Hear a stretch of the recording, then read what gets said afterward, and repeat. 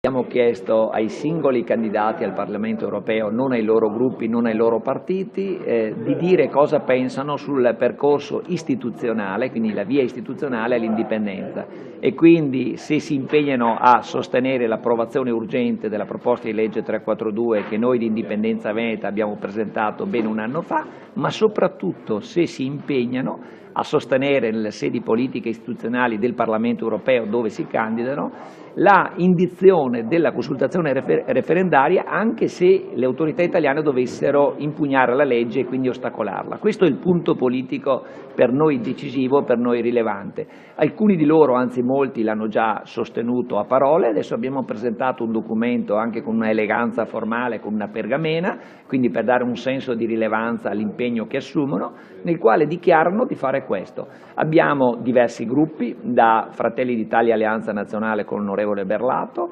alla Mara Bizzotto e Fontana, parlamentari uscenti della Lega Nord.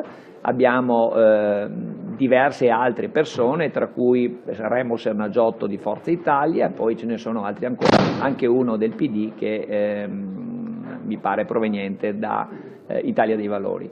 A quanto vi danno i sondaggi come indipendenza? Ma il problema dei sondaggi di indipendenza non va correlato con le elezioni europee, è un qualcosa di più importante. Io non voglio portare un nostro sondaggio, ne abbiamo, ma voglio richiamare il sondaggio di Ilvo Diamanti, quindi di un uomo lontano dalla nostra posizione, ma un uomo di scienza, un accademico, il quale ha fatto un sondaggio scientifico che ha dato questi risultati. L'80% dei veneti dichiarano di voler votare sul quesito referendario da noi formulato, ovvero vuoi che il Veneto diventi una repubblica indipendente e sovrana, sì o no? E di questi il 55% dei veneti ha detto sì, io voterei favorevolmente a questo quesito.